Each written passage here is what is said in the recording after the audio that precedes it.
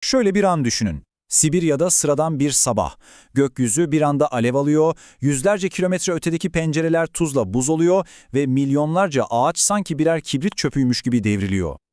Ama ortada hiçbir şey yok, krater yok. Peki ne patladı? Gelin bu kozmik gizemi kaynaklarımızdan yola çıkarak hep birlikte aydınlatalım. İşte bu sözler, olayı bizzat yaşayan birinin tüyler ürpertici tanıklığı. 1908 sabahı Sibirya'da yaşananları bir anlığına hayal etmeye çalışın. Bu sadece eski bir hikaye değil, gezegenimizin tanık olduğu en güçlü ve en gizemli patlamalardan birinin canlı kanıtı. Bakın, yıkımın boyutları inanılmaz. 2000 kilometrekareden fazla bir alandan bahsediyoruz.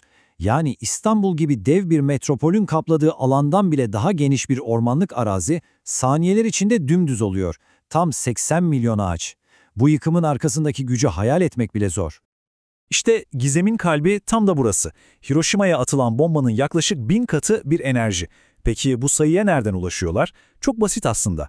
Bilim insanları ağaçların ne kadar geniş bir alanda devrildiğine ve şok dalgasının yüzlerce kilometre ötede camları nasıl kırdığına bakıp geriye dönük bir hesaplama yapıyorlar. Ama bu devasa güce rağmen ortada bir delik, bir çukur yani bir krater yok. Peki eğer bir şey dünyaya çarpmadıysa bu korkunç yıkıma ne sebep oldu?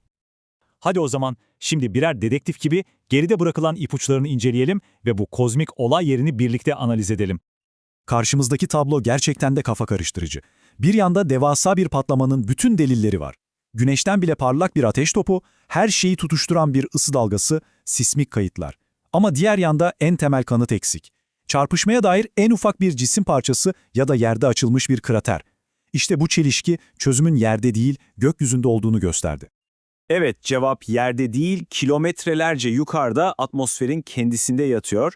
Bu tuhaf kanıtları açıklayan bilimsel kavrama, yani bir hava patlamasının fiziğine bakalım şimdi.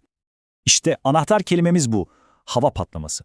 Yani gelen gök cismi yere çarpmak yerine atmosferin içinde adeta dev bir bomba gibi patlıyor. Bu basit ama güçlü fikir, enerjinin neden geniş bir alana yayıldığını ve en önemlisi neden geride bir krater bırakmadığını mükemmel bir şekilde açıklıyor. Süreç aslında şöyle işliyor. Atmosfer sesten kat kat hızlı gelen bir cisim için adeta beton bir duvara dönüşüyor. Cismin önünde sıkışan hava o kadar çok ısınıyor ve o kadar büyük bir basınç yaratıyor ki bu duvara çarpan cisim dayanamayıp feci şekilde parçalanıyor ve taşıdığı bütün o muazzam kinetik enerjiyi tek bir anda havada serbest bırakıyor.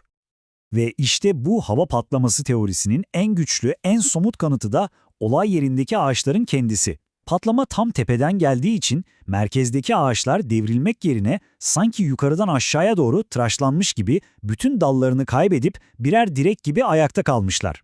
Çevredeki ağaçlarsa patlama merkezinden yayılan şok dalgasıyla adeta bir yelpaze gibi dışarıya doğru devrilmiş. Bu eşsiz yıkım deseni patlamanın kaynağının yerde değil yukarıda olduğunun adeta imzası. Yüzyıldan uzun bir süre boyunca Tunguska bilim dünyası için bir anomali, bir gizem olarak kaldı. Ta ki 2013 yılına kadar. O yıl bu gizemi çözmemize yardımcı olan modern bir Rosetta taşı gökyüzünden düştü. 2013'te Rusya'nın Çelyabinsk kenti üzerinde patlayan meteor, Tunguska'da ne olduğunu anlamamız için bize adeta canlı bir laboratuvar sundu. Yüzlerce araç kamerası ve güvenlik kamerası sayesinde bu olay an be an kaydedildi. Bu sayede hava patlaması fiziğini gözlerimizle gördük ve Tunguska için geliştirdiğimiz bütün o teorik modelleri doğrulamış olduk. Ama iki olayı yan yana koyduğumuzda Tunguska'nın ne kadar farklı bir ligde olduğunu anlıyoruz.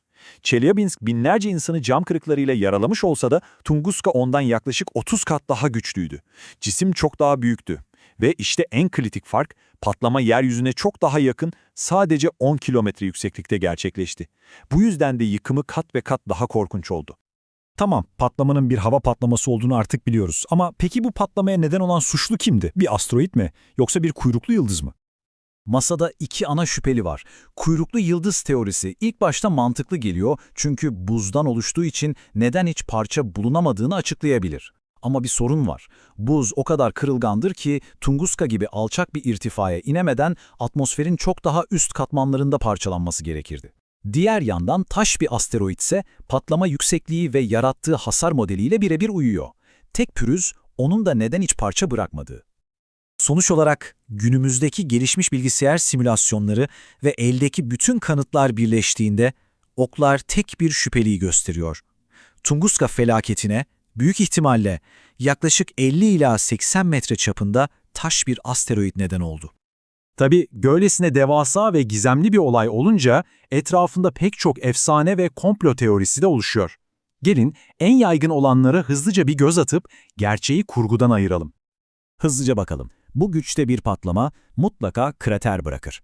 Hayır. Artık biliyoruz ki hava patlamaları kratersiz olabilir. Nükleer denemeydi. İmkansız. Çünkü 1908'de nükleer teknoloji henüz icat edilmemişti. UFO veya Tesla teorileri ise ilginç olsa da bunları destekleyecek en ufak bir fiziksel kanıt bile yok. Bütün jeolojik ve sismik veriler doğal bir gök cisminin sebep olduğu bir hava patlamasıyla mükemmel uyum içinde. Tam her şeyi çözdük derken hikayeye heyecan verici yepyeni bir bölüm ekleniyor. Ya o meşhur kayıp krater aslında onca zamandır herkesin gözünün önünde ise? Karşınızda Çeko Gölü. Patlamanın merkez üstüne çok yakın, şekli huni gibi oldukça şüpheli. Ama en ilginç olanı ne biliyor musunuz? 1908 öncesine ait hiçbir haritada veya kayıtta bu gölün izine rastlanmıyor.